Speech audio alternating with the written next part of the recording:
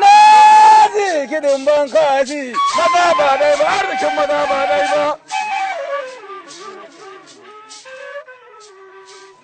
Na ji ɗan zuciya na ya fara karkarwa inda ba da yaran gaba da kowa ne ka yi tsohon kirarin nan.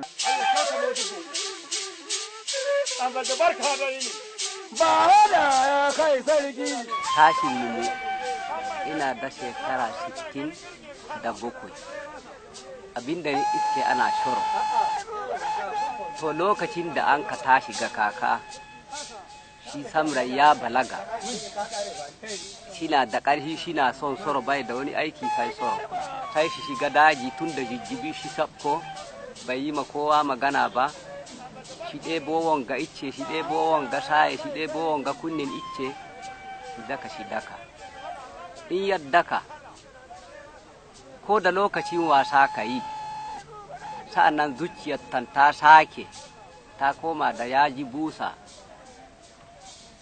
zuciya sai ta kan makarkarwa amma yanzu shi soron na da babu shi yanzu biyar shiga na akai kamar bisa ka tabace sai ka koma shiga to soro yanzu gado na amma muna son mu hillani soro don dan bahilla ce bai da kuri sai soro in babu soro ya zam arne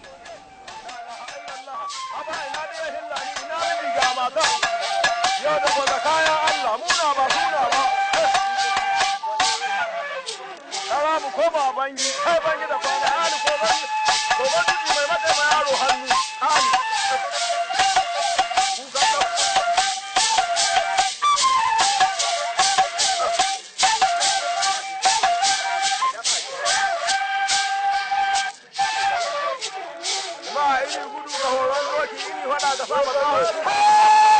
sabon sarki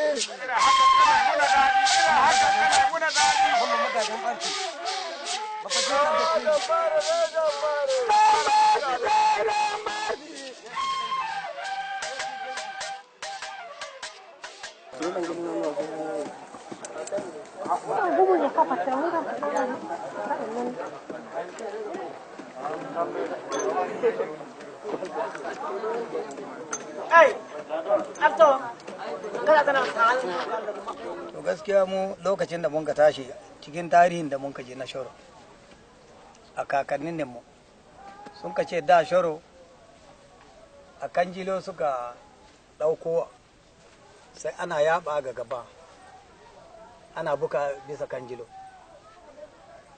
ana yi haka nan ana yi haka nan hal an ka kai ga wani wanda ya ce gaskiya wanga kanjilo da aka sa ana watsa maƙyan mata yan kallo bai yi wa duk wanda azzarumi sai ya ɗarmo zane da kai ne sai ya hito hili ya ce yau babu zancin kanjilo to an ka buge shi wannan daggare shi ba a koma sa kanjilo ba to kuma ga lokacin nan sanda uku na aka yi babu zancen na sanka ko ka san ne babu zancen mu shirya kowa bakin ƙarhi na yana shiga zuwa shi gudi shi buga akwai wani an buge shi sai ya faɗi wani a buge shi jini na zuba kuma yana kuwa kamar ba ga jikin shi aka bugo sanda uku din nan duk wanda an ga in baka ɗauki uku din nan sai a ce ka kasa daɗa an ɗauke ka can rago kake kai gobe ko ina ka zo kai kayi abin faɗi wani ko da rike shi aka sai dai ƴan uwan shi ba su fata shi ta yi da sannan nan ko ya faɗi ya taso sai a ce a rike shi aka a idda sana idda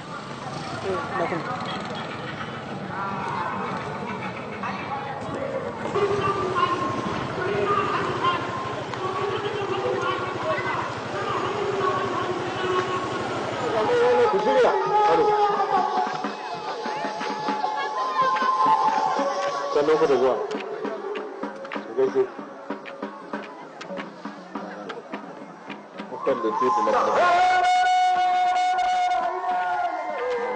lokacin da an ka fara sharu ta maza ta maza waɗanda a tsantaci ko can harkon fara ta sai an samu maza waɗanda a tsantaci waɗanda sun haka gagga zaruma kowane ya ce ga tashi wasa sai lani sun kace to ko mu akwai mu da mabusa waɗanda kai muna busa a dibi zarumai cikinmu. To sa'ad da wato sun ka tashi sai an ka fara busa da karen abin ga lidai, wuciyar lidai aka busa. Da busa ta girma sai an ka bi karen dawa. Da an ka bi karen dawa ana yi an ka gaya daɗi. To sai an ka sage da yi da karen dawa. Da mu dai ga uwaye mun ka gadi busa. Yanzu ta kai gare mu ka mun ka rika.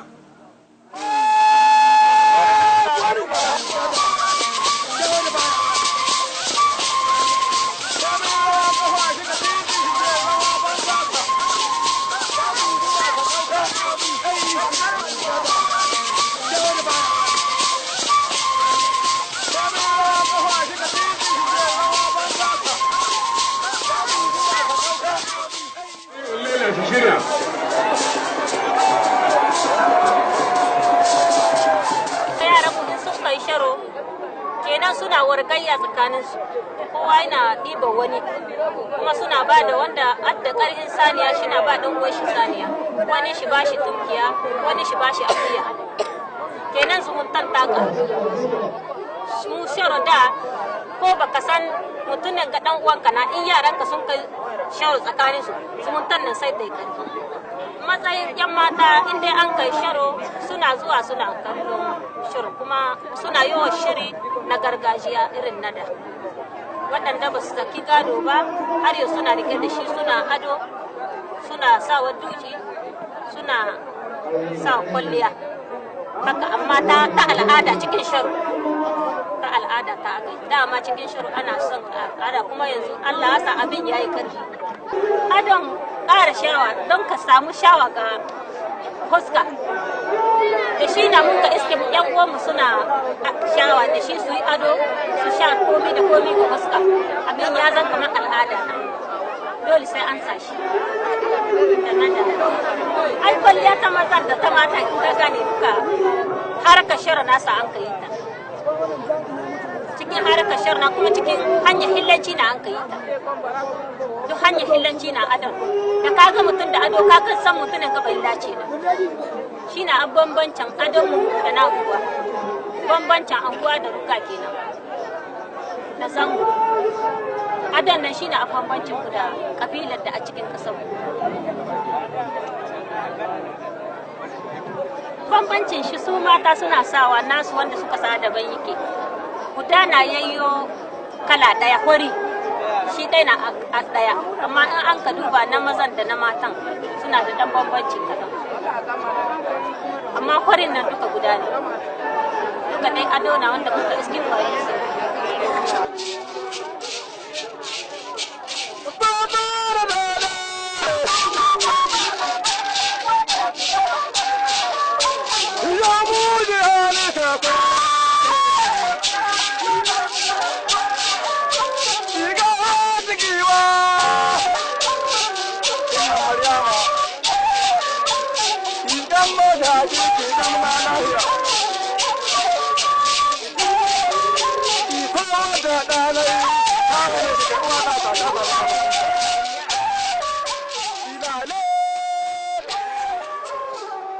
Kawai sun ka duba ina zazzagi. In mun ka ji sarewa hankalinmu na tashi mu kama zazzagi da wanda an sun ci ta zazzagi. Muna yi mana.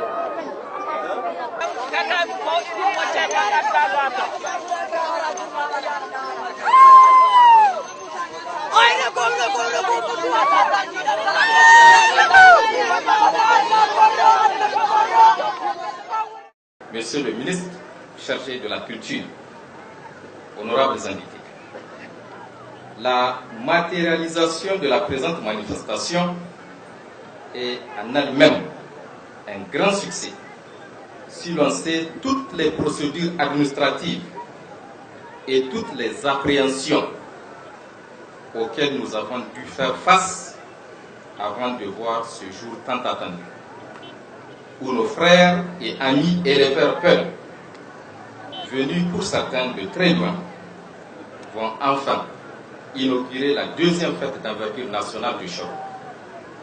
Il s'agit certes d'un sport traditionnel qui relève du pouvoir mystique, du culte de l'esthétique, de poèmes, c'est-à-dire les kiraïs, et de la bravoure qui malheureusement a été jusqu'ici abandonné à son sort, alors même que d'autres jeux traditionnels sont à leur énième édition et sont déjà à leur stade de modernisation, de popularisation comme la lutte, de nationalisation et même d'internalisation. La présente édition est donc la preuve éloquente que nous n'avons pas le droit de laisser dépérir le moindre pan de la culture nigérienne. Car pour nous, la culture en général constitue la colonne vertébrale de toute nation. Monsieur le Président de la Commission nationale des droits de l'homme, Mesdames, Messieurs, la cérémonie qui nous réunit revêt une signification toute particulière, si l'on sait qu'elle intervient à un moment où le gouvernement s'est fixé comme axe prioritaire de sa politique la réhabilitation et la valorisation de nos cultures traditionnelles en voie de disparition.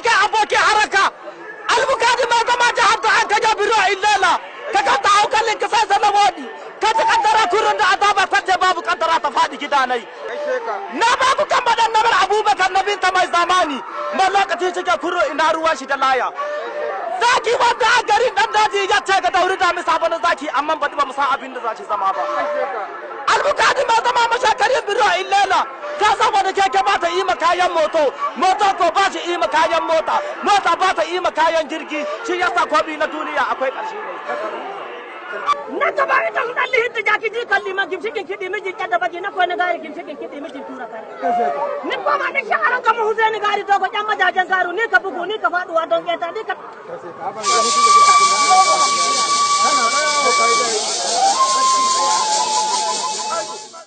La coexistence pacifique entre vous est indispensable et est gage de la sécurité, voire du développement. À cette seconde édition de Charo, pourquoi ne pas réfléchir sur une éventuelle démarche tendant à pérenniser notre Charo?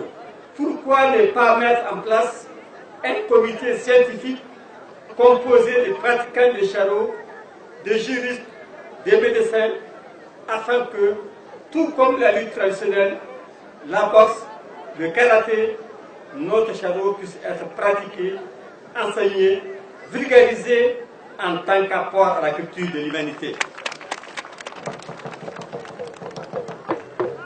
La création de ces cadres normatifs permettra de réglementer ces droits culturels et contribuera sûrement à son rayonnement au plan régional et international.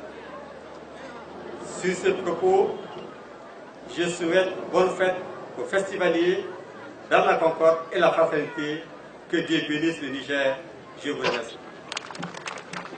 Permettez-moi tout d'abord de vous remercier chaleureusement pour votre présence massive à la deuxième édition du Festival de Concorde et la cohésion sociale qu'organise le collectif pour la défense du droit à l'énergie en partenariat avec le programme d'appui à la société civile financé par le 10e Fonds européen de développement.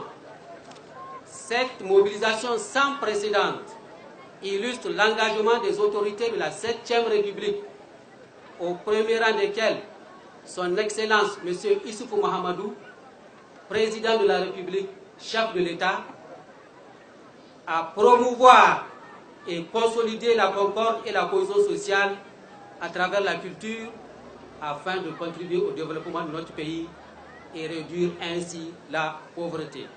C'est dire que le chant, pratique ancestrale de communauté de notre pays, est un événement social, culturel et festif important, fruit d'une histoire multiséculaire. À ce titre, il incombe à tous, pouvoirs publics, comme promoteur privé ou autre personne de bonne volonté, œuvrer pour sa promotion et sa pérennisation. Mesdames et messieurs, honorables invités, je ne saurais terminer mon propos sans témoigner l'expression de ma profonde gratitude à l'endroit de M. Moussa Kadi, promoteur du FECOS qui s'attelle avec fermeté et constance à accompagner le gouvernement dans l'atteinte de ces défis majeurs. C'est sur cette note de reconnaissance que je déclare lancer les activités marquant la 2e édition du Festival de la Concorde et de la Cohésion sociale. Vive le patrimoine culturel nigérien, que la fête soit belle, vive le Niger et que je remercie.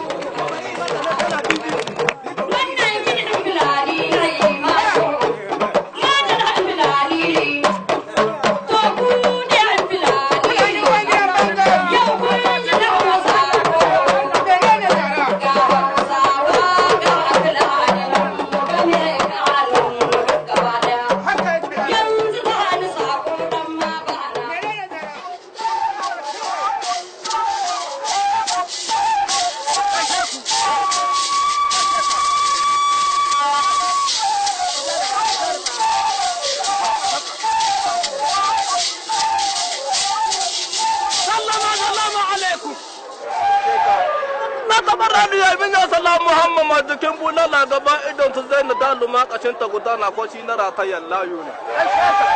Na kamar rani ya rigima bugun maza min yau aya abdu ya rage kuma maza majin abin da mata ka faɗi. Na kamar rani ya rigima bugun maza min yau tara na hayya ya rage zaɓale rika furisar da wuta. Ana karara gada na kamar rani ya na dala buba na samari na ta na dala buba tingal woyi. Ana karara gada na kamar rani ya na aisha buba garka mai zama ga anda majema dan tamowa a bar su hankalinka hankalin sanda.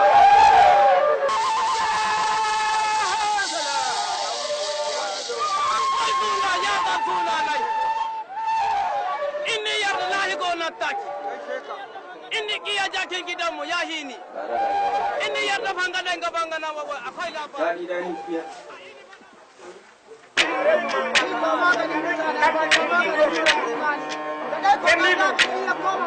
Jama'a cikin maza daban da wani mata cikin rawa cikin mata na.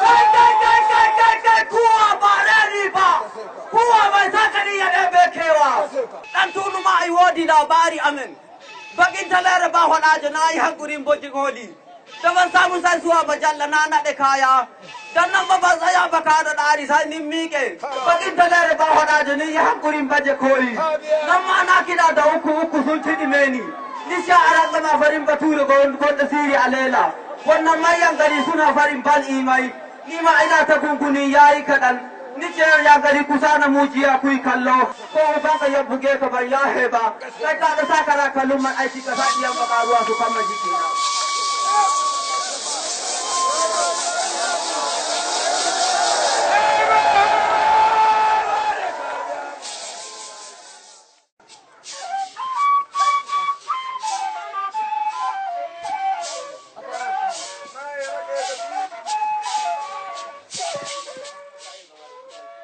Sharo daga ƙasar Yaman an ka fara shi. Can suna da shi na da suna masamar.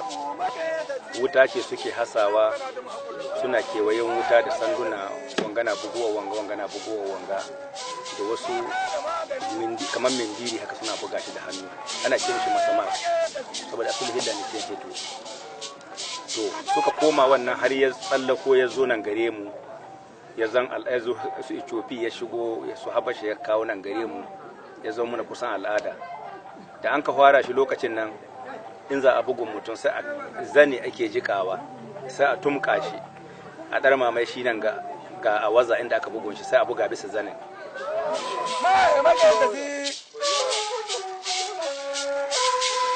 da magani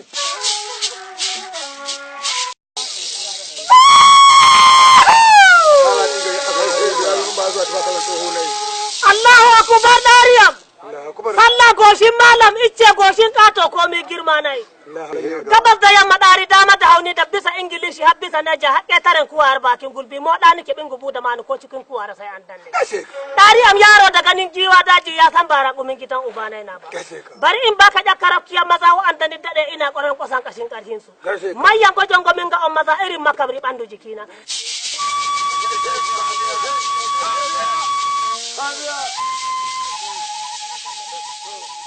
Shera wanda ban iya manciya shi na da dama. Don ka san abin da abba ka manciya inda ka sha wuya duk ba ka manciya. Shi na kaka jin mu ƴan shara mun ce ma muna faɗin mu ce yaro an ce ma bari ka ƙi azaba ta ce ma akwai inda ni sha wuya. To akwai inda an ka buga hannu tsarin jini ba son ta nan cikin Najeriya. Iske shi ni a moyin kamar ya buwaya. Ni kama shi farko an ka hana. An ka wayi saya ni dawo ni kama shi an ka hana. Ba biyu ba sai ni je can sai an ka ce ba wannan na ba ƙarya ta tsoro ne na mukai. Sai mun ka taho mai mu biyu sai ni iske shi. Da farko isowan musallaman mu da mun kai ma kowa godiya mun ka ce to ko hana mu buga da shi. Ya kashe armai uwa ta haƙo ba na. Ka ganan ta ɓaci ita ta muka cewa ta ɓaci. An ka ce to shi kenan. Ai an taɓa mutuwa wurin shara kuma komai ba a yi. Ani ta ni ɗar mu mai. To daga bugun farko inda ya buga sai kalle mi a waza guda. Tana na sai ta koma ciki. In ni kuwa sai in ji wasu sun ce min haɗe kenan jini sai wasu su ce min tussuwa. Haka nan dai wadda haka jin nan tutun nan da majina sai mun karbu da ket. Da yanzu ku sai ku yi dibin duk mai walki sharo na a'a. Sai na soka in ban soka ba mu yi. Ka gane kuma sharo shi na da layi akwai wa akwai kane. Don ina wanka don ka girma ba ka kama ne. Mu kaji inda sharo ya bambanta da kowa. Ko kowa ko in karhin ka kai kowa kana yi da shi. Amma sharo shi na biyayya sai dai in ka san ni wanka na ka ƙetaran kai da wasu can wari na wa'anda ba su san ne ba. Sai ka yi da su can. To in ni kuma mai hankali na ni gane ka cimma wurin da nake. In ni gabata sai in bari.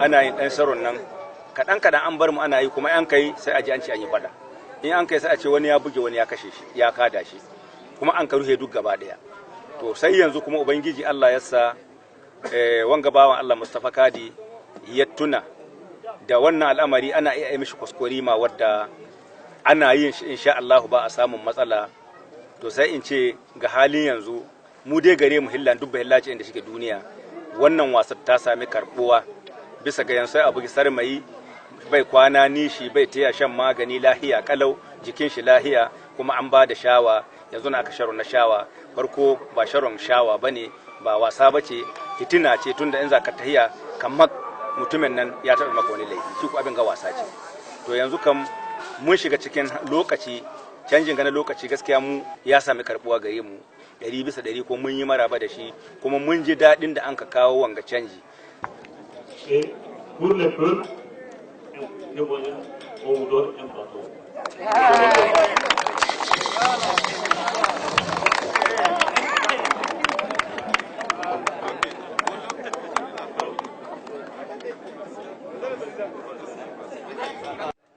Ba kamata ba duk duniya ta canza kasance bumbu canza muna cikin duniya yau ko cikin daji kana da radio kana da salula kana ji abin da ake yi kuma kana kallon abin da ake yi da abin da an ka dauke mu mahauka da an ga wurin wasan mu dibi aka yi mutum sheto da jiri to kaga kenan ba mu ci gaba kenan bai dace ba daga wasa abin ya zama maka muhawarar rashin laya duk yawancin tsohin yan sharon nan yau wanda ka tuntuba ba shi ya gudu hice metir 10 don da ya ci metir 10 sai twari saboda jama an tattake mai awazu akwai wanda awazun sun kare kaga kenan an sami wanga canji alhamdulillah.